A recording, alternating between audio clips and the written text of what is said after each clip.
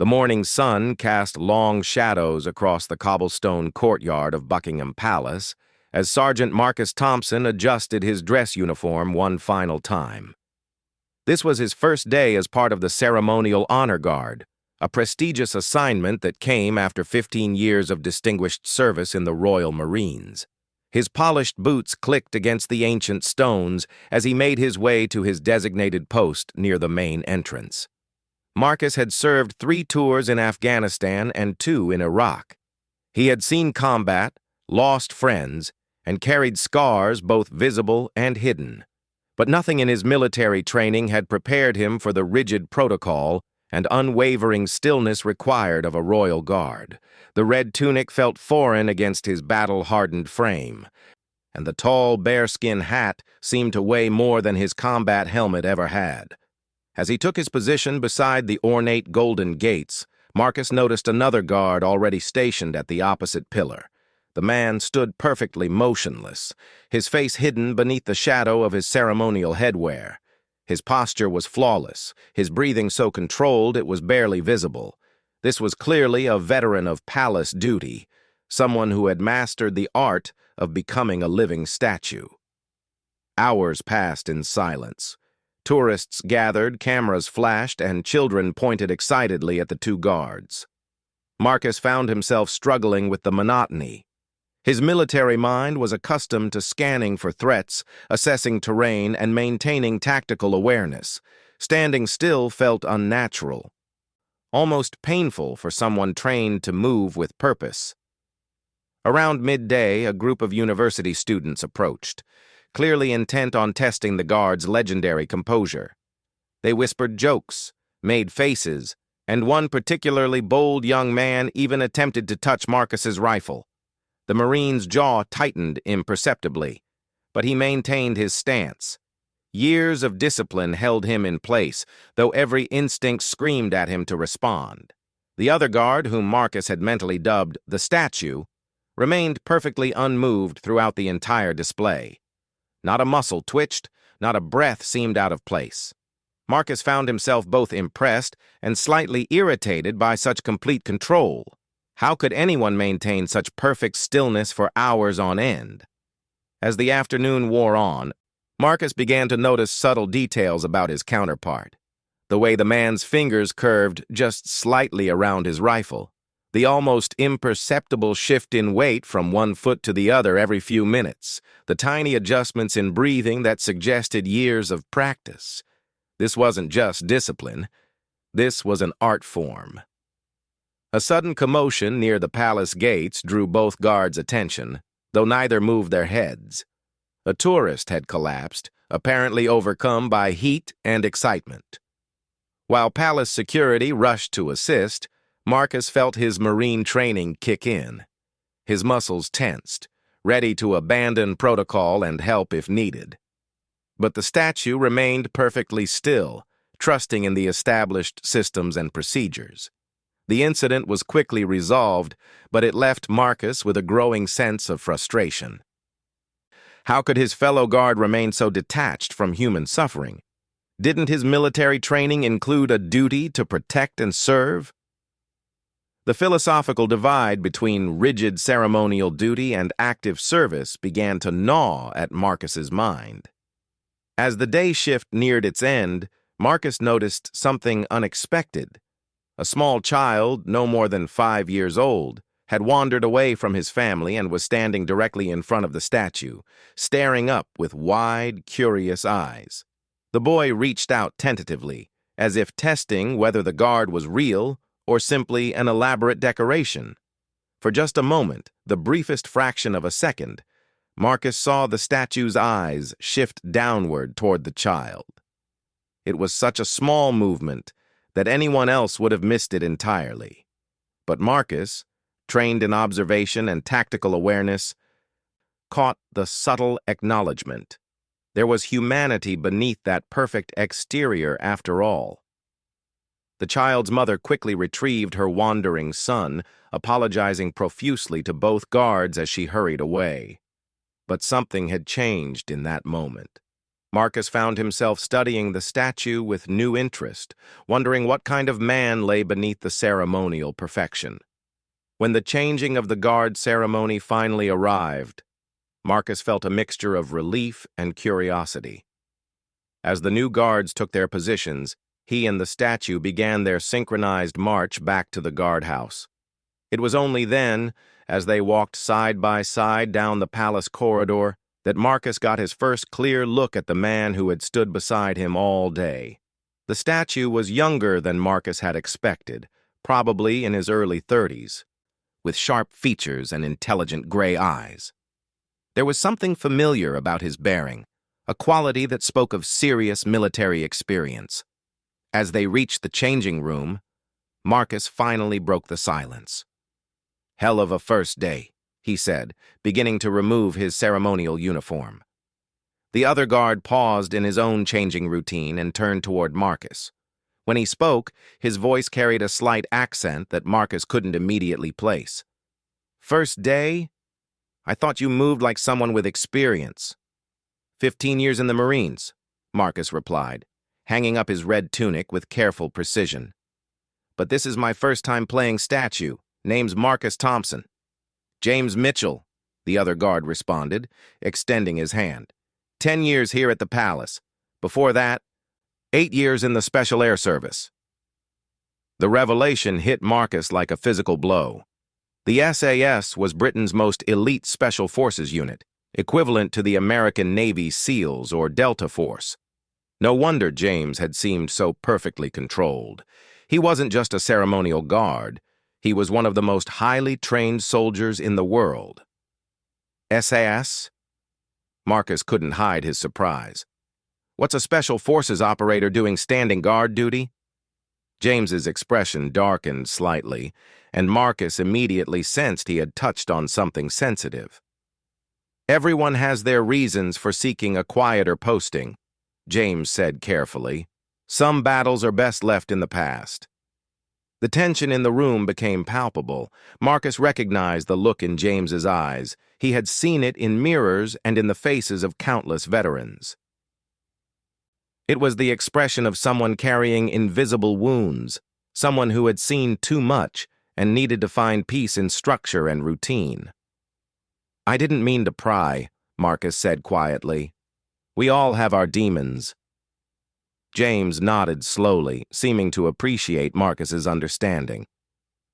"The palace offers something that combat zones don't," he explained. "Predictability, order, a chance to serve without wondering if today is the day you don't come home." Marcus found himself reassessing everything he thought he knew about ceremonial duty. What he had interpreted as detachment might actually be a form of healing, a way for damaged soldiers to maintain their sense of purpose while finding peace. The rigid protocols and unwavering discipline weren't restrictions. They were anchors for men who had been set adrift by the chaos of war. As they finished changing into their regular uniforms, an uncomfortable silence settled between them. Marcus sensed that James was a man who valued privacy, someone who didn't open up easily to strangers. Yet there had been something in their brief exchange, a recognition of shared experience that transcended their different backgrounds and nationalities. "Same time tomorrow?" Marcus asked as they prepared to leave. James paused at the door, considering the question more deeply than it seemed to warrant. "Same time tomorrow," he confirmed. "Though I should warn you, the tourists get more creative with their attempts to break our concentration as the week progresses." Marcus grinned, feeling the first hint of camaraderie with his stoic partner. "Let them try. I've been shot at by Taliban fighters. I think I can handle a few university students with cameras." For the first time since Marcus had met him, James allowed himself a small smile. "We'll see about that, Marine. We'll see about that." As they walked out of the palace together, Marcus found himself looking forward to the next day's duty with unexpected anticipation. He had expected ceremonial guard work to be tedious and meaningless, a step down from real soldiering. Instead, He was beginning to understand that it might be something far more complex and valuable than he had imagined. The second day brought with it an unusual energy that Marcus could sense the moment he arrived at the palace. James was already in position, standing with the same perfect stillness that had impressed Marcus the day before. But something was different. There was a subtle tension in the air, a feeling that Marcus's combat-trained instincts immediately picked up on. As Marcus took his position at the opposite pillar, he noticed the crowd gathering earlier than usual. Word seemed to have spread about the new American Marine standing guard at Buckingham Palace, and tourists were arriving in larger numbers, many carrying professional cameras and notebooks. Some appeared to be journalists or bloggers, drawn by the novelty of the international exchange program. The morning passed quietly enough, with the usual parade of tourists taking photographs and making observations about the guard's unwavering composure.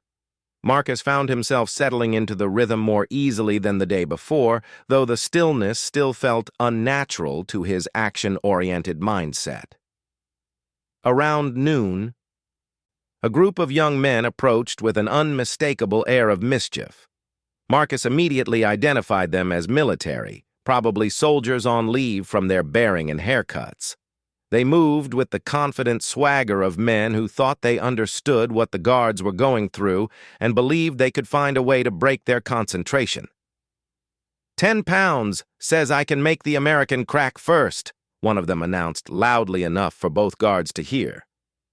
"20 says neither of them moves," countered another. "These palace guards are supposed to be bloody robots." Marcus felt his jaw clench slightly, but maintained his position. This was exactly the kind of situation he had been warned about during his brief orientation. Soldiers testing soldiers, each side trying to prove their superior discipline and training. The first soldier approached Marcus directly, standing just close enough to be annoying without actually touching. He began with standard tactics, making faces, telling jokes, and offering commentary about American military capabilities versus British standards. Marcus had endured far worse during basic training and remained unmoved. Frustrated by Marcus's lack of reaction, the soldier turned his attention to James. This proved to be a mistake of significant proportions. As the young man began his routine of taunts and gestures, something shifted in the atmosphere around James. Though he didn't move a muscle, there was suddenly an aura of danger emanating from the seemingly motionless guard that made even Marcus, standing 20 feet away, take notice. "Come on then, mate," the soldier pressed, moving closer to James. "Not even a twitch? What are they feeding you guards these days?" The soldier made the fatal error of reaching toward James's rifle. In a movement so fast it seemed to blur, James's hand snapped out and caught the soldier's wrist in a grip that made the young man's face immediately contort with pain. Yet James's face remained perfectly neutral, his body still at attention, as if one part of him was restraining an intruder while the rest continued standing guard. "I wouldn't," James said quietly, his voice carrying an authority that made everyone within earshot stop what they were doing. The soldier tried to pull away, but James's grip was immovable. "Jesus Christ, you're crushing my bloody hand," the soldier gasped. "Then I suggest you step back and show proper respect," James replied, his tone never changing from its calm, professional delivery. He released the soldier's wrist and the young man stumbled backward, cradling his hand and staring at James with a mixture of fear and newfound respect. The other soldiers quickly gathered their shaken friend and moved away from the guards, whispering urgently among themselves. Marcus had witnessed the entire exchange and found himself both impressed and slightly unnerved by James's demonstration of controlled violence. The SAS training was clearly still very much active beneath the ceremonial exterior. The incident seemed to establish a new dynamic for the rest of the day. Word spread quickly through the tourist crowd about what had happened, and people began keeping a more respectful distance from both guards. Marcus noticed that James's reputation appeared to extend beyond this single encounter. Several palace staff members who passed by gave him subtle nods of acknowledgement that suggested this wasn't the first time he had quietly handled a problematic situation. As the afternoon progressed, Marcus found himself studying James with growing curiosity. The man was a walking contradiction, capable of absolute stillness, punctuated by moments of swift, decisive action. It was like watching a master craftsman at work, someone who had perfected the balance between restraint and readiness. A new test came in the form of a group of American tourists who recognized Marcus as one of their own. A middle-aged woman with a thick Texas accent appointed herself as spokesperson for the group. "Excuse me, honey," she called out to Marcus, completely ignoring the protocols about not addressing the guards. "My son is thinking about joining the Marines. Could you tell him what it's really like?" Marcus maintained his silence and stillness, but the woman persisted. She began sharing her son's entire life story, his athletic achievements, his college plans, and his patriotic desire to serve his country. Other American tourists joined in, creating an impromptu support group around Marcus's position. "He's not allowed to talk while on duty," James called out suddenly, breaking his own silence to help his fellow guard. His intervention surprised Marcus, who hadn't expected assistance from the reserved British soldier. "Oh, well, that's just ridiculous," the Texas woman replied, turning her attention to James. "Surely he can at least nod or give some sign that he heard us." "Ma'am," James said with perfect politeness, "these guards are performing an important ceremonial duty that requires complete focus and discipline. Perhaps you could speak with the palace information desk if you have questions about military service." The woman seemed satisfied with this explanation and began herding her group toward the information area. As they walked away, Marcus caught James's eye and gave him the slightest possible nod of gratitude. James's response was equally subtle, a tiny adjustment of his stance that somehow conveyed acknowledgement. The remainder of the afternoon brought its own challenges. A street performer set up nearby and began an elaborate juggling routine clearly designed to test the guards' concentration. Children ran around the courtyard in elaborate games of tag. A tour guide with a particularly loud voice began telling increasingly dramatic stories about the palace's history, embellishing details to make his narrative more entertaining. Through it all, both guards maintained their positions with unwavering discipline. But Marcus began to notice something interesting about James's approach to the duty. While Marcus was fighting to ignore the distractions, James seemed to have found a way to acknowledge them without breaking protocol. His eyes would track movements that might represent genuine security concerns while dismissing harmless entertainment. He was still performing guard duty in the fullest sense, even while appearing to be nothing more than a ceremonial statue. When their shift finally ended and they made their way back to the changing room, Marcus was full of questions. The day had revealed layers of complexity in James's character that challenged every assumption Marcus had made about ceremonial guards. "That was quite a demonstration with the soldier," Marcus said as they began removing their uniforms. James paused in his changing routine, considering his response carefully. 10 years of this duty teaches you to read people quickly," he said. "That young man was testing boundaries, not showing respect. Sometimes a clear response prevents larger problems." "SAS training?" Marcus asked. "Partly," James admitted, "but mostly experience. You learn to identify the difference between harmless curiosity and actual threats. The tourists with cameras are usually just excited to be here. The soldiers testing us are looking for weaknesses. The difference matters." Marcus hung up his red tunic, processing James's words. "You're still soldiering, aren't you? Even standing still, you're still actively protecting this place." James stopped changing entirely and looked directly at Marcus. "Every day," he said simply. "This isn't retirement or ceremony for its own sake. This is active duty with a different set of rules and objectives."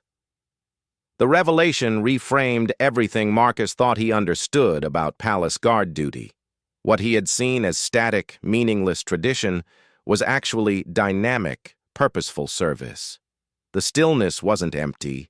It was loaded with potential energy, ready to spring into action when circumstances required it. "Why help me today?" Marcus asked. "With the American tourists?" James resumed changing clothes, but his response came thoughtfully. "Because we're partners now, whether we planned it or not. When you stand next to someone for 8 hours a day, sharing the same responsibilities and facing the same challenges, you develop a natural alliance. That's just military common sense." Marcus felt something click into place. The competitive dynamic he had expected between an American Marine and a British SAS veteran wasn't materializing. Instead, they were developing the kind of professional partnership that transcended national boundaries and service rivalries. "Same post tomorrow?" Marcus asked as they prepared to leave. "Every day this week," James confirmed, "though I should mention that Fridays bring different challenges. Weekend tourists are more unpredictable, and we sometimes get protesters or attention seekers who specifically time their demonstrations for maximum visibility." Marcus grinned, feeling more confident about his role than he had since arriving at the palace. "Bring it on. Today convinced me that this job is more interesting than I expected." "Interesting is one word for it," James replied with his characteristic understated humor. "Just remember, the goal isn't to win individual battles with troublemakers. The goal is to maintain dignity and security for the institution we're protecting.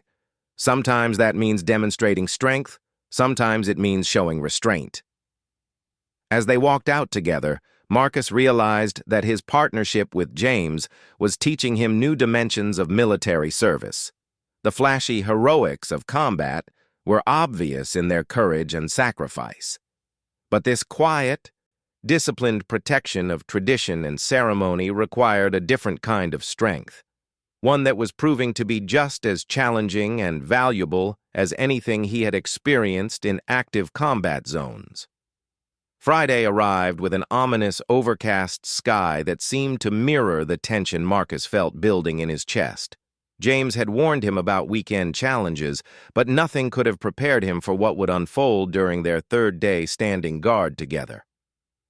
The morning began routinely enough, with the familiar parade of tourists and the comfortable rhythm they had established in their silent partnership. Marcus noticed immediately that James seemed different today.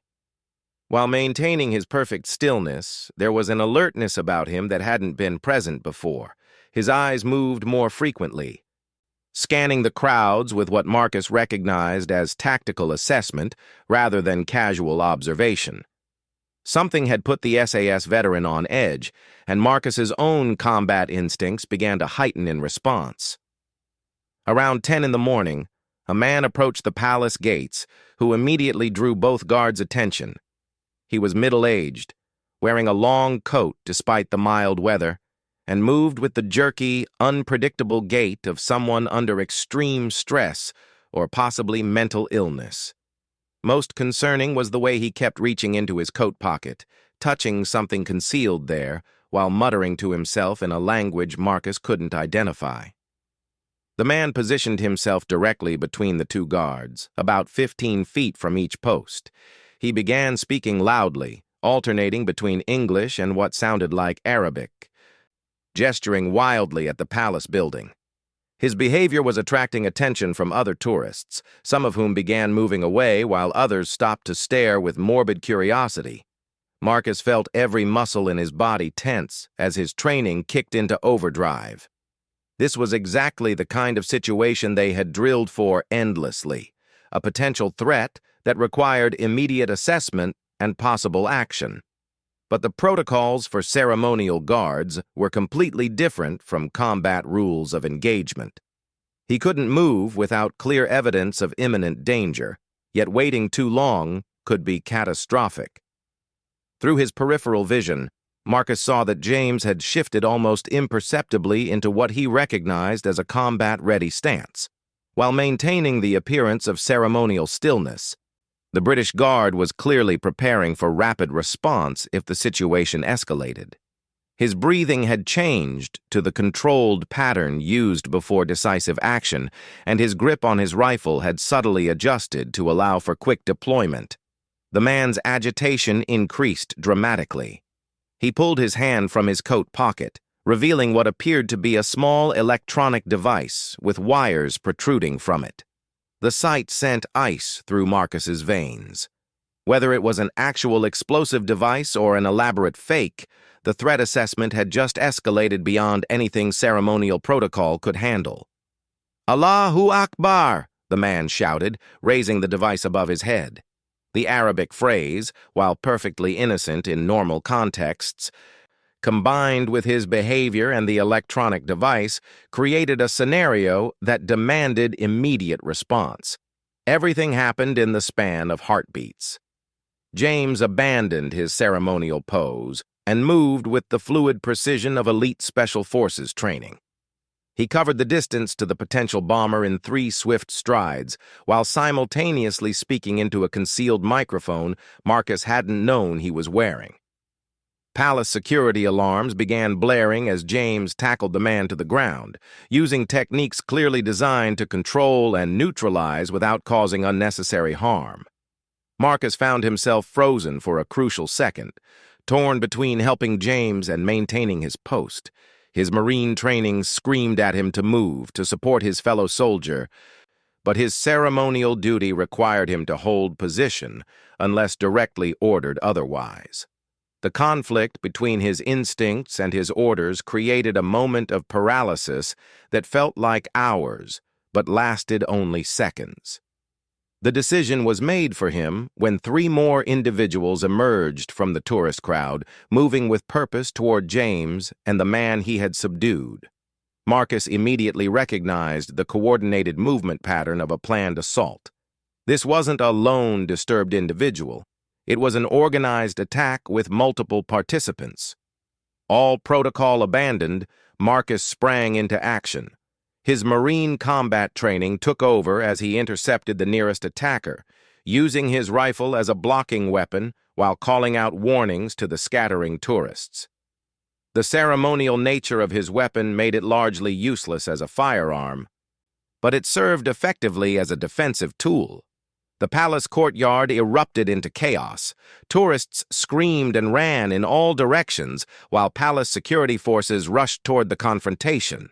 Marcus found himself grappling with a man who was surprisingly well trained in hand-to-hand combat, suggesting this was no amateur operation. The attacker was trying to reach something in his jacket while simultaneously fighting off Marcus's attempts to restrain him. James, having secured his initial target, was now facing off against the remaining 2 attackers. Marcus watched in amazement as the British Guard demonstrated why the SAS had such a fearsome reputation. He moved like a dancer and struck like lightning, neutralizing threats with an economy of motion that was both beautiful and terrifying to witness. The electronic device the first man had been carrying turned out to be a sophisticated fake, designed to create exactly the panic and response it had achieved. But Marcus realized this might have been the point all along. As he continued struggling with his own attacker, he noticed other individuals in the crowd who were filming the entire incident rather than fleeing like normal tourists would. "It's a setup," Marcus called out to James between grappling moves. "They wanted this response." James's eyes met Marcus's for just a moment, and in that look passed a communication that transcended words. They were being manipulated, but they had no choice but to continue responding to the genuine threat the attackers represented, regardless of their ultimate motives. Palace security finally reached their position, and suddenly the courtyard was filled with armed police and specialized counter-terrorism units. Marcus found his attacker being pulled away by professional restraint teams while he was quickly debriefed by a sergeant who seemed to know exactly who he was and why he was there. The entire incident had lasted less than 5 minutes, but it had fundamentally changed everything about Marcus's understanding of his role at the palace. This wasn't ceremonial duty punctuated by occasional excitement. This was active security work disguised as tradition and pageantry. As the immediate crisis subsided, and the courtyard was cleared of everyone except essential personnel, Marcus found himself standing next to James, both of them breathing heavily and coming down from the adrenaline surge of combat. Their carefully maintained ceremonial composure had been completely shattered, replaced by the raw alertness of soldiers who had just faced genuine danger. "Well," James said quietly, surveying the now empty courtyard, "that was unexpected." Marcus looked at his partner with new eyes. "You knew something was coming, didn't you? You were ready for this." James nodded grimly. "Intelligence briefings indicated elevated threat levels this week. Nothing specific, just general warnings about potential incidents. I've been watching for anything unusual for the past 3 days." "And you didn't think to mention this to your new partner?" Marcus asked, though without anger. He understood operational security requirements. "Need to know," James replied simply. "You weren't cleared for the intelligence briefings. But you performed exactly as I hoped you would when things went bad." A palace security supervisor approached them, a stern-looking woman in her 50s who carried herself with unmistakable authority. "Gentlemen," she said crisply, "I need to debrief both of you immediately. This incident will require complete documentation and analysis." As they followed her toward the palace administrative offices, Marcus realized that his relationship with James had crossed a significant threshold. They were no longer just ceremonial partners. They were combat-tested allies who had faced genuine danger together and emerged successfully. The trust that had been building slowly over their previous days of shared duty had been forged into something much stronger in the crucible of crisis. The devices were fake, the supervisor informed them as they walked. But the individuals involved were carrying real weapons and appeared to have genuine hostile intent. Your quick response prevented what could have been a much more serious incident. Marcus processed this information with growing unease. If the attackers had real weapons but fake bombs, what had their actual objective been?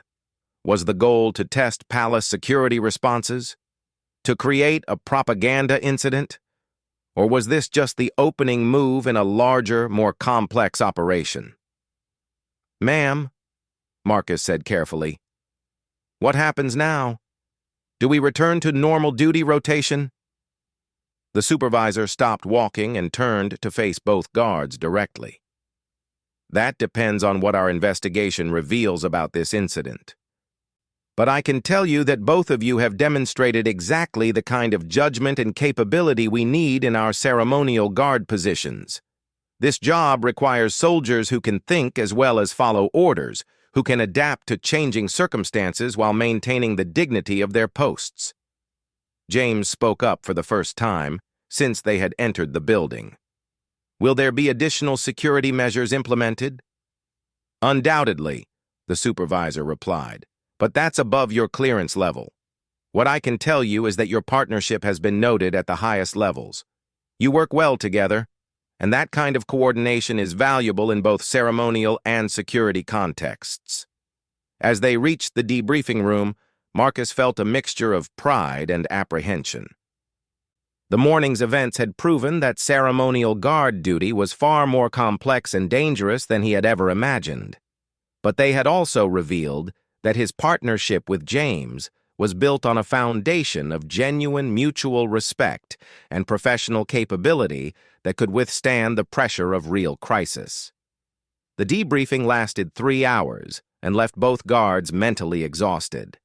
They had been questioned separately and together, their actions analyzed frame by frame using security camera footage, and their decision-making processes examined by counterterrorism specialists who understood the complexities of split-second judgments under pressure. When they finally emerged from the administrative building, the sun was setting, and the palace grounds had returned to their usual serene atmosphere. Marcus and James walked in comfortable silence toward the changing room, both processing the day's events and their implications. The investigation had revealed that the morning's attack was indeed part of a larger intelligence operation designed to test and document palace security responses. The attackers were suspected agents of a foreign intelligence service, though their exact nationality and ultimate objectives remained classified above the guard's clearance level. What had become clear during the debriefing was that Marcus and James had performed exactly as their superiors had hoped. Their combination of ceremonial discipline and combat readiness represented the ideal balance for modern palace guard duty. They had maintained dignity and protocol until genuine threat required action, then responded with appropriate force while minimizing harm to innocent bystanders. 3 days, Marcus said as they began changing out of their uniforms. 3 days of standing together and we end up in the middle of an international incident. James smiled wryly while hanging up his red tunic. Welcome to palace duty. The quiet days are lovely, but the interesting ones certainly keep you sharp. Marcus studied his partner's face, noting the relaxed expression that had replaced the hyper-alert tension of the morning. You've dealt with situations like this before, haven't you? More than I care to remember, James admitted. The palace is a symbol which makes it a target. Most threats are harmless attention seekers or disturbed individuals, but occasionally we encounter professionally planned operations like today. It's why they assign combat veterans to ceremonial positions rather than just recruiting men who look good in uniforms. The revelation added yet another layer to Marcus's understanding of his role. He had initially seen the assignment as a step away from real military service, a comfortable posting that would allow him to serve his country while avoiding the dangers of active combat. Instead, he had discovered a form of duty that required all of his military skills while adding new dimensions of discipline and discretion. The supervisor mentioned that our partnership had been noted at high levels, Marcus said. What do you think that means? James paused in his changing routine, considering the question carefully. It could mean several things. Palace Guard partnerships that work well together are valuable resources. We might be assigned to work together permanently, or we might be given specialized duties that require coordinated teamwork, or they might be evaluating us for positions that require higher security clearances. The possibility of permanent partnership intrigued Marcus more than he had expected.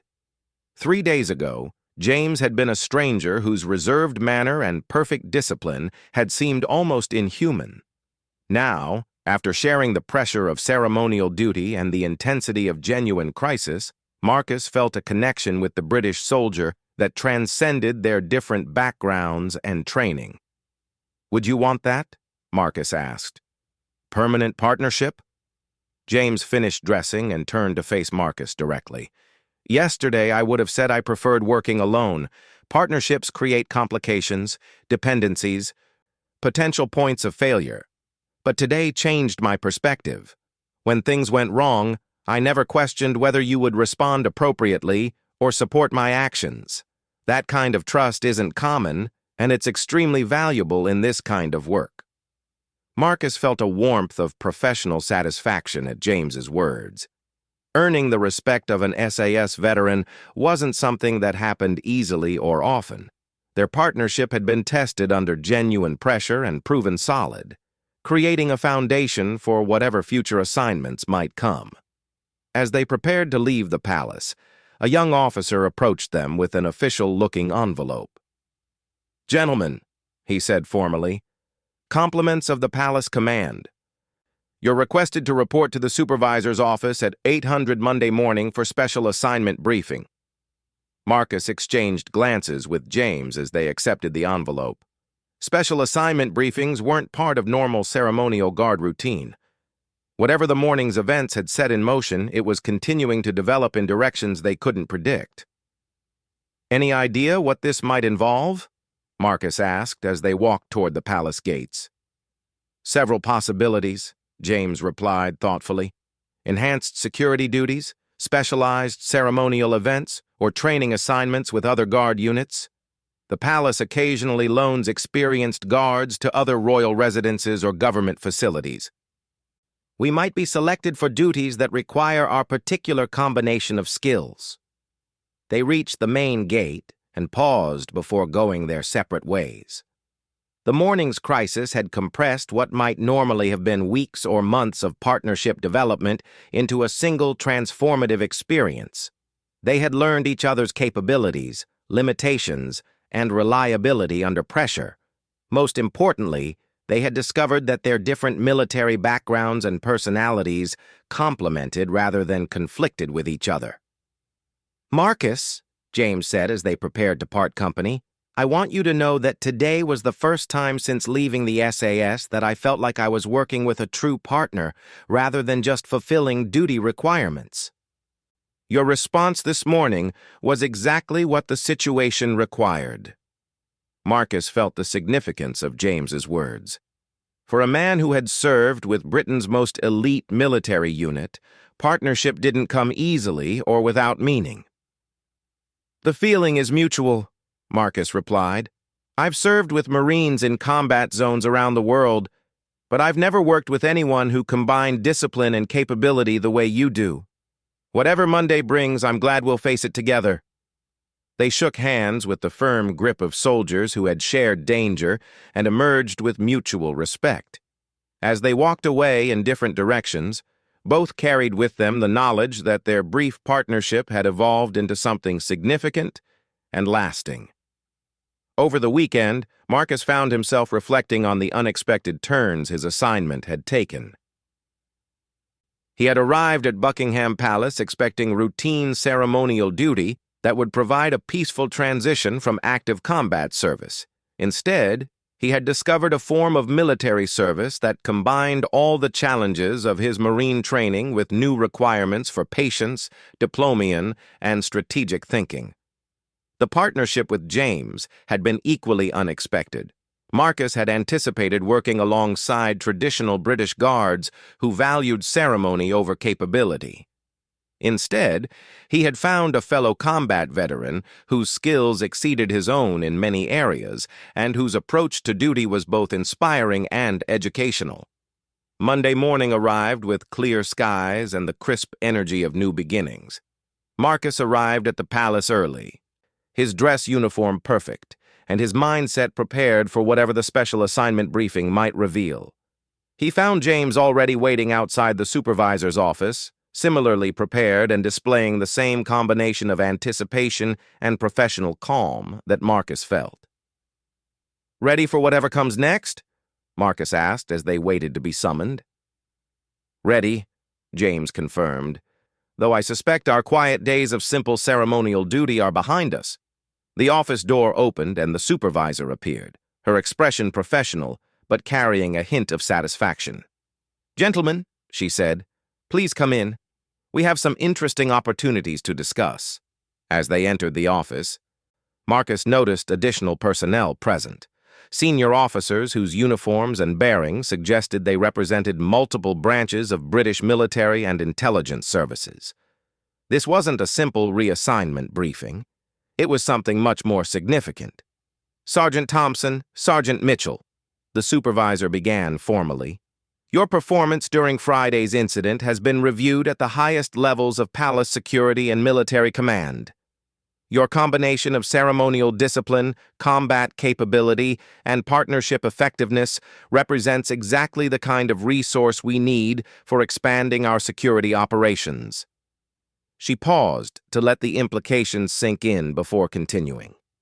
"We're prepared to offer you permanent partnership assignment to a new specialized unit within palace security. Your duties would include ceremonial guard work, but also specialized protection assignments, security assessment operations, and coordination with international military and intelligence services." Marcus felt his heart rate increase as the scope of the opportunity became clear. This wasn't just continued guard duty. It was advancement to an elite position that would utilize all of his skills while providing new challenges and responsibilities. The position requires additional security clearances, specialized training, and willingness to take on assignments that may involve travel and extended operations beyond palace grounds, the supervisor continued. It also requires absolute trust between partners, as you would often be operating independently with significant autonomy and responsibility. James spoke first, his voice carrying the careful consideration Marcus had come to recognize as his approach to all important decisions. "Ma'am, may I ask about the scope and duration of this assignment?"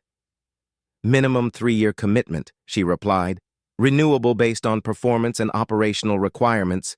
You would retain your current ranks but receive specialized training equivalent to diplomatic security and counterintelligence operations. Your first assignment would be security assessment of Commonwealth royal residences, working as a team to evaluate and upgrade protection protocols." Marcus realized that the opportunity being offered was extraordinary. Rather than being sidelined by ceremonial duty, he would be advancing to specialized operations that represented the cutting edge of modern security work. The partnership with James, which had begun as a chance pairing, was being recognized and developed into something with genuine strategic value. "We need an answer by the end of the week," the supervisor concluded. "This opportunity exists because of the specific partnership you've developed. If either of you declines, the position will not be offered to the other independently."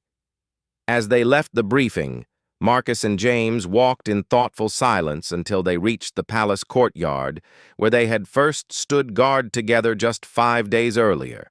The simple ceremonial posts now seemed like the beginning of something much larger and more significant than either had imagined. "Well," James said finally, "that was unexpected." Marcus grinned, feeling the excitement of new possibilities combining with the satisfaction of proven partnership. "Everything about this assignment has been unexpected.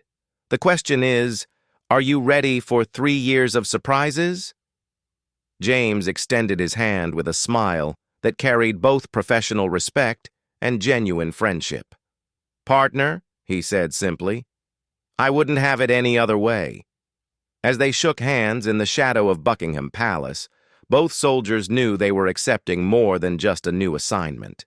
They were choosing to build their careers around a partnership that had been tested under pressure and proven worthy of the highest levels of trust and responsibility their respective services could offer.